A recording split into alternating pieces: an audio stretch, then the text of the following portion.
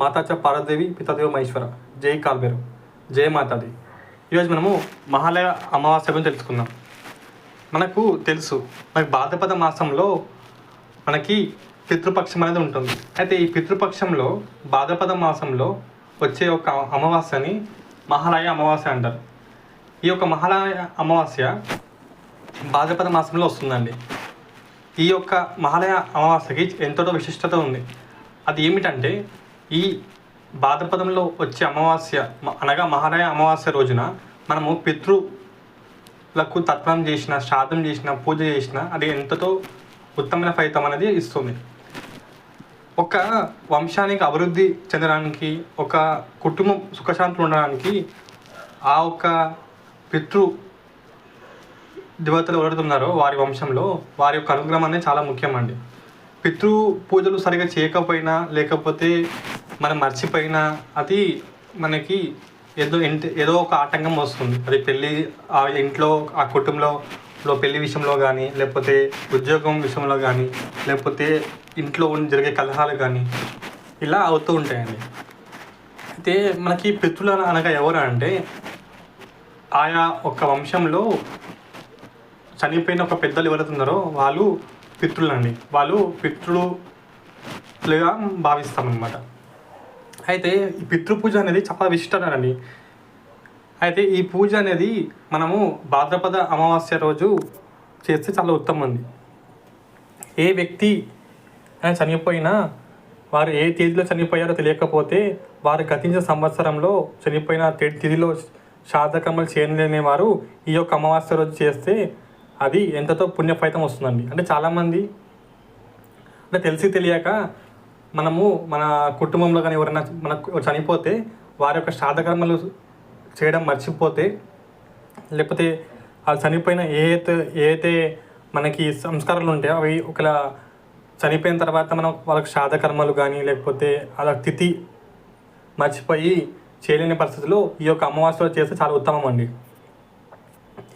ఎందుకంటే ప్రతి మానవుడు సంవత్సరంలో మొత్తం ప్రతి అమావాస్య యందు గతించిన పితృలకు తర్పణం వదలాలి. అంటే మామూలుగా అయితే ప్రతి అమావాస్యకి మన అమావాస్యనగా మనకి పితృల దేవతలకి విశిష్టత ఉంటుంది కాబట్టి ఆ రోజున పితృలకు పూజ చేస్తే చాలా ఫలితం ఉంటుంది. కానీ మనం ప్రతి అమావాస్యను చేయలేం కాబట్టి సంవత్సరంలో ఒక్కరోజు వచ్చే మహాలయ అమావాస్య నాడు పితృతర్పణం, పితృపూజ చేయడం వల్ల మిగతా అన్ని అమావాస్యకి చేసి ఎంత ఫలితం వస్తుందో ఆ మొత్తం పూజ ఫలితం కూడా ఆ ఒక్క మహాలయ అమావాస్య రోజున చేస్తే లభిస్తుందండి. అంటే సంవత్సరంలో మనము తెలియక చేసినా చేయకపోయినా ఈ యొక్క మహాలయ అమావాస్య రోజు పితృదేవతలను స్మరిస్తూ వారికి పూజాది కార్యక్రమాలు చేస్తూ శ్రాద్ధ కర్మలు కానీ తర్పణాలు చేస్తున్నట్లయితే వారికి ఎంతతో పుణ్య ఫలితం అనేది వస్తుందండి. సంవత్సరం మొత్తంలో చేయలేని వాళ్ళు ఎక్కువ చేస్తే ఆ సంవత్సరం ఉన్న పుణ్యబలం ఏతుందో ఈ యొక్క మహాలయ అమావాస్య చేస్తే మనకి లభిస్తుంది. ఇంకోటి ఏమిటంటే, మనకి ఈ పితృపూజలో మామూలుగా మనము మన ఇంట్లో ఎవరైతే చనిపోయారో వాళ్ళకి పూజ చేస్తాం కదా. అది మనకి కొంతవరకు ఇప్పుడు మన జనరేషన్ వరకు తెలుసు అండి. అంటే ఒక ఫాదర్, గ్రాండ్ ఫాదర్ వరకు తెలుసు. కానీ ఆ పైన కూడా చాలామందికి ఈ కాలంలో చాలామంది తెలియదు. ఇంకా రాబోయే కాలంలో అసలు తాత ఆ పేరు కూడా తెలుసుకోవడం కష్టమైపోయింది ఈ జనరేషన్కి. ఎందుకంటే తెలుసు కదా ఎలా ఉందో బయట వాతావరణం. అందుకని తెలిసి ఎప్పుడు కూడా పితృపూజ అనేది చేయడం మర్చిపోకూడదు. ఇక్కడ మర్చిపోతే ఈ యొక్క పితృపూజ అనేది మహాలయ అమావాస్య రోజు చేయాలండి. ఇంకోటి, మన వంశంలో ఒకవేళ మనకి నాకు నాన్నగారు లేకపోతే తాతగారు లేకపోతే ఇంకా అయితే ముత్తాత వారికి తెలుసు అండి, ఆ పైన మనకు తెలియని అంటే ఆ తెలియని పక్షంలో కూడా మనము ఏంటంటే వాళ్ళని పితృలుగా భావించి, ఆ పైన వాళ్ళని పితృలుగా భావించి ఈ యొక్క పితృపూజని చేయవచ్చు అండి.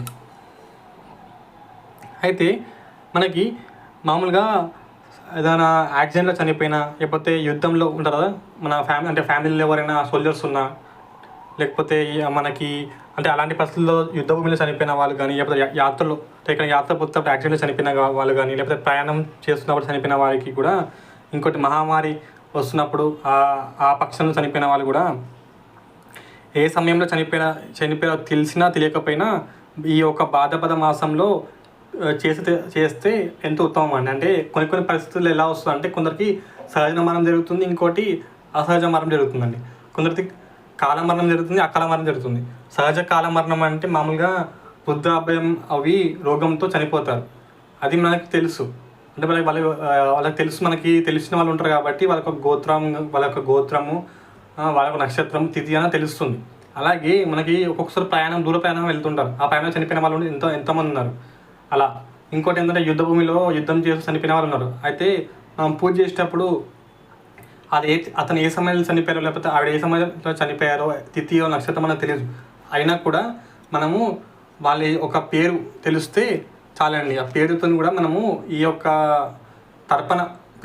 తర్పణ పూజ లేదా పితృ స్మరణ పూజ చేస్తే చాలా విశేషమైన ఫలితం ఉంటుందండి. ఎప్పుడైనా గుర్తుపెట్టుకోండి, మనకి పితృపూజ చాలా ఉత్తమం. ఇంకోటి అలాగే చాలా ముఖ్యం కూడా. ఎందుకంటే పితృపూజ సరిగ్గా చేయకపోతే వాళ్ళు కూడా బాధపడతారు. ఎందుకంటే ఒక కుటుంబంలో ఒక తండ్రి కానీ లేకపోతే ఒక తాత కానీ వాళ్ళు ఎంతో చిన్నప్పటి నుంచి వాళ్ళ కొడుకు వాళ్ళ మనమల్ని పెంచి పెద్దగా చేసి వాళ్ళకి అన్ని సౌకర్యాలనే ఇస్తుంటారు.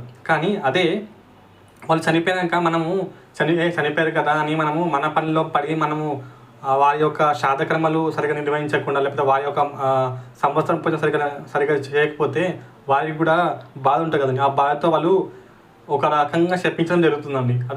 దానివల్ల ఆ వంశంలో రాబోయే తరం వారికి దాని యొక్క శాపం అనేది తగులుతుంది. దానివల్ల పితృదోషం అనేది కలుగుతుందండి. అయితే పితృదోషం కలగకూడదు అంటే మనము సమయానుసారంగా ఈ యొక్క పితృపూజ చేయడం కలుగుతున్నాం. మీకు దగ్గరలో ఉన్న ఒక జంగముడిని పిలిచి ఈ యొక్క పితృపూజ చేస్తున్నామయ్యా అని ఈ యొక్క మహాలయ అమావాస్య రోజున చేసిన చాలా విశేష ఫలితం ఉంటుంది. మీ దగ్గరలో ఉంటారు కదా జంగములు, వాళ్ళని పిలిచి ఇంటికి పితృపూజ చేస్తున్నామని పిలిచి ఆ పితృపూజ చేయించుకుంటే అది చాలా ఉత్తమం అండి. అయితే ఎటువంటి పరిస్థితుల్లో చనిపోయినా కూడా మనకి యాక్చువల్గా అయితే సహజ మరణం అయితే తిథి, గోత్రం, సమయం, నక్షత్రంతో మనము ఆ ఒక చనిపోయిన వారి మీద పితృపూజ చేస్తాం. కానీ అలా మనకి మనకి గోత్రం తెలుసు తెలియకపోయినా లేకపోతే ఏ తిథిలో చనిపోయారో తెలియదు, లేకపోతే ఏ సమయం చనిపోయారో తెలియదు. ఎందుకంటే ప్రయాణిస్తున్నప్పుడు సడన్గా ఒక్కొక్కసారి చాలా వాటికి యాక్సిడెంట్ అవుతుంటాయి.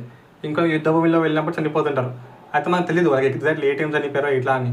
సో అది అలా అయినప్పటికీ వాళ్ళ ఒక పేరుతో మీరు దగ్గరలో ఏదైనా జంగముని పిలిచి మీ యొక్క ఇంట్లో పూజ చేపిస్తే చాలా మంచిదండి. ఆ ఒక్క పితృల్ని శాంతిస్తారు. అయితే ఏంటయ్యా ఈ పితృపూజ చేయకపోతే ఎటువంటి ఈ ఫలితాలు అనేవి వస్తాయి అంటే చూడండి, మనము పితృపూజ చేయడం వల్ల మనకి శుభ ఫలితాలు వస్తాయి. అంటే మనకి ఇంట్లో అందరూ మంచిగా ఉంటారు. ఇంకా మన చనిపోయిన వాళ్ళు ఎవరున్నారో వాళ్ళు శాంతిస్తారు. వాళ్ళ ఆత్మ శాంతించి వారి యొక్క ఆశీస్సులు అనేది మన మీద మన కుటుంబం మీద ఉంటుంది అనమాట. మనము చిన్నప్పటి నుంచి పెంచిన వాళ్ళని మనం తాత ఉండొచ్చు, ముత్తాత ఉండొచ్చు, లేకపోతే ఆ యొక్క ఇంట్లో పెరిగి ఆ ఇంట్లో ఉండి తిని వాళ్ళ యొక్క కొడుకులని, మన్మళ్ళని, కూతుర్లని, మన్మరాలని చూసి పెంచి వాళ్ళకి అన్ని సౌకర్యాలు కలిగించి చివరన చనిపోయాక వాళ్ళ కొడుకులు, మన్మరాళ్ళు అందరూ చనిపోయారు కదా అని వారి పనిలో ఉండి చనిపోయిన వారిని గుర్తించుకోకుండా పూజ చేయకపోతే వాళ్ళు కూడా బాధ కలిగి మనకు ఒక రకమైన ఒక దోషం అనేది కలుగుతుంది. ఎందుకంటే మనల్ని ఎంతతో చూశారు, అటువంటిది మన బాధ్యత అండి. మన ఉన్నప్పుడు ఎలాగో చేయలేరు, అట్లీస్ట్ చనిపోయినప్పుడు కన్నా వాళ్ళని గుర్తించి వాళ్ళని చేయడం చాలా ఉత్తమం అండి. ఇవాళ రేపు అలా చాలామంది మర్చిపోతున్నారు. దానివల్ల ఏమన్నా చాలా మటుకి ఆ ఒక్క ఇంట్లో కలహాలు కానీ జాతకంలో దోషాలు కానీ జరుగుతుంటాయి. ఇవన్నీ మంచిగా శాంతి జరగాలంటే ఒకసారి చాలా మందికి పితృదోషం ఉంటుంది. ఈ పితృదోషం ఎలా జరుగుతుందంటే ఈ పితృపూజ చేయడం వల్ల మంచి జరుగుతుందండి. చెప్పా కదా, భాద్రపద అమావాస్య అనగా మహాలయ అమావాస్య రోజు మీ ఇంట్లో ఉన్న మీ యొక్క పితృలకు పూజ చేస్తే ఎంతతో ఉత్తమం. అయితే ఈ పితృపూజ సరిగా చేయని వారికి ఎటువంటి పరిస్థితి లభిస్తుంది, ఇంకా ఎటువంటి స్థితులు అనేవి కలుగుతాయంటే చూడండి, పితృపూజ ఇంట్లో చేయని పక్షంలో పితృలు మీ మీద అయితే మీ మీద కోపగ్రస్తులు అయితే, లేకపోతే పితృదోషం అనేది మీకు కానీ మీ ఇంటికి తగిలితే వాటి యొక్క సూచనలు ఎలా ఉంటాయంటే ఆ ఇంట్లో మానసిక అశాంతి ఉంటుందండి. అంటే ఎప్పుడు చూసినా ఏదో ఒక చిన్న చిన్న పెద్ద అంటే ఏం లేకుండా చీటికి మళ్ళీ గొడవ అవుతుంటాయండి. అంటే అసలు ఎందుకు అవుతుందో కూడా తెలియదు, కానీ గొడవలు అవుతూ ఉంటాయి, కలహాలు ఇంట్లో వారికి గొడవలు అవుతుంటాయి.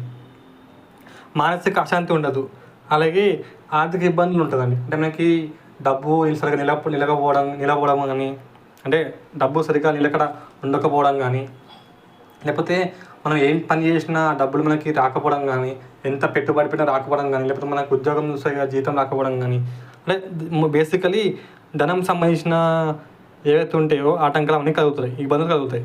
అంటే మానసిక అశాంతి ఉంటుంది, ఇంట్లో కలహాలు ఉంటాయి, అలాగే ధన ఆకర్షణ అనేది ఉండదు, ధనం అనేది మన ఇంట్లో నిలబడదు, మన చేతిలో నిలవదు. ఇంకా అనారోగ్య సమస్య ఎంతో బోల్డ్ చాలామంది చూశానండి. ఇప్పుడు ఏంటంటే పితృదోషం ఉన్న వాళ్ళకి చాలా మట్టికి మోస్ట్ కామన్ థింగ్ అనారోగ్యం. అంటే వారి కుటుంబంలో ఎవరికో ఒకరికి చాలా దీర్ఘకాలిక అనారోగ్యం రావడం కానీ, లేకపోతే ఏదో ఒక కలహాలు రావడం కానీ ఇది కామన్. అయితే మనకి మనకి ధనపరంగా, అంటే ఆర్థికంగా, ఆరోగ్యపరంగా, ఇంకా ఏంటంటే మనశ్శాంతి, ఇంటి ఒక శాంతి అనేది ఉండదు. కలహాలు జరుగుతుంటాయి, ధనం నిలవదు. మళ్ళీ ఇంకోటి ఏంటంటే చీటికి మళ్ళీ గొడవలు అవుతుంటాయి, ఇంకా అనారోగ్యం పాలవుతారు. ఇలాంటివన్నీ కూడా పితృదోషంకి ఒక సూచన అండి. అందుకని ఇలాంటివి ఏమైనా జరిగితే ముందు జాగ్రత్తగా ఒకసారి మీ దగ్గర ఉన్న వాళ్ళు ఎవరైతే మీకు ఉన్నారో వాళ్ళని సంప్రదించి ఇలా ఉందని తెలుసుకొని, ఈ యొక్క ప్రతి సంవత్సరంకి ఒక్కసారి వచ్చే ఈ యొక్క మహత్వపూర్ణమైన మహాలయ అమావాస్య ఏదైతుందో దానికి ఆ రోజున పితృపూజ చేయించుకొని, ఇంకా దగ్గరలో ఉన్న జంగముని పిలిపించుకొని పూజ చేసి వారికి మీకు తోచిన దక్షిణ అనేది ఇచ్చి వారి యొక్క ఆశీర్వాదం పొందడం వల్ల పితృదోషం అనేది తొలగుతుందండి. అయితే ఈ యొక్క రోజు శ్రాద్ధకర్మలు చేయడం చాలా ఉత్తమం, ఇంకా తర్పణం చేయడం చాలా ఉత్తమం అండి. అయితే ఇలా చేయడం వల్ల పితృదేవతలు ఎవరైతే దృష్టించారో వాళ్ళు కూడా శాంతించి వారి యొక్క పితృదేవతలు ఆశీస్సులతో ఉత్తమమైన ఫలితాన్ని పొందుతాయి. అది చేసిన వెంటనే మీకు మీ పరిస్థితిలో మార్పు అనేది చూస్తారండి. అంటే ఎప్పుడైతే పనులు ఆగిపోయినవన్నీ మళ్ళీ యథావిధిగా జరగడం అనేది ఉంటుంది. ఇంకా అనారోగ్యం సమస్య కూడా తీరిపోతాయి. ఎందుకంటే ఈ పితృదోషం అనేది చాలా ఈ మధ్య ఈ జనరేషన్లో చాలా కామన్ అండి. ఇంకోటి ఏంటంటే ఎందుకంటే చాలామంది వారి యొక్క కార్పొరేట్ లైఫ్లో కానీ, లేకపోతే బిజీ లైఫ్లో, వర్క్ స్టైల్లో కానీ చాలామంది ఏం చేస్తున్నారంటే మర్చిపోతున్నారు అంటే సాంప్రదాయాలు ఇంకా పూజా విధానాలు. ఇవాళ రేపు తాత ముత్తాత తెలుసుకోవడం గొప్ప, ఇంకా రాబోయే జనరేషన్లో డాడీ వాళ్ళకి తెలుసుకునే గొప్ప, అలా అయిపోయింది పరిస్థితి. ఎందుకంటే ఎవరు కూడా సరిగా పట్టించుకోవడం లేదు. కానీ వీటి వల్ల ఏమవుతుందంటే ఈ పాటించకపోవడం వల్ల, ఇలా శాంతి పూజ పితృపూజ చేయకపోవడం వల్ల ఆ నెక్స్ట్ వచ్చే జనరేషన్, నెక్స్ట్ ఒక తరానికి ఆ దోషం అనేది తగులుతుంది. అంటే పెళ్లి సమస్యల్లో కానీ, లేకపోతే పిల్లలు పుట్టిన వాళ్ళకి ఒక అనారోగ్య సమస్య కానీ, ఆర్థిక సమస్య కానీ, ఇలా మీరు చేయని దానికి మొత్తం మీ తర్వాత వచ్చే జనరేషన్ మొత్తం, అంటే మీ తర్వాత వచ్చే తరం మొత్తము అనుభవిస్తూ ఉంటారండి. అది ఒక పితృపూజకున్న విశిష్టత. అంటే పితృపూజ చేయడం చాలా ఉత్తమం. ఎందుకంటే నేను చెప్పాను కదా, వాళ్ళు ఎంతో శ్రద్ధతో, ఎంతో ప్రేమతో మిమ్మల్ని పెంచి పెద్ద చేసారు. కానీ అలాంటిది వాళ్ళు చనిపోయినాక వాళ్ళని గుర్తించుకోకుండా, అంటే తెలిసి తెలియకో మీరు మర్చిపోయి వాళ్ళకి శాంతి పూజ చేయకపోయి, లేకపోతే పితృపక్షంలో వాళ్ళకి తర్పణం, అలాగే భోజనం, ఇంకా వారికి ఇవ్వాల్సిన భోజనం, తర్పణం చేయకపోవడం వల్ల దోషం అనేది కలుగుతుందండి. అది తెలుస్తున్నాం కదండి. ఈ సంవత్సరం మనకి అక్టోబర్ 2 నాడు వస్తుందండి మహాలయ అమావాస్య. అయితే మీరందరూ కూడా ఈ యొక్క పితృపూజను చేసుకొని సుఖించండి అండి. నమ పార్వతీ పతయ హర హర హర హర మహాదేవ శంభో శంకర. జై మాతాది.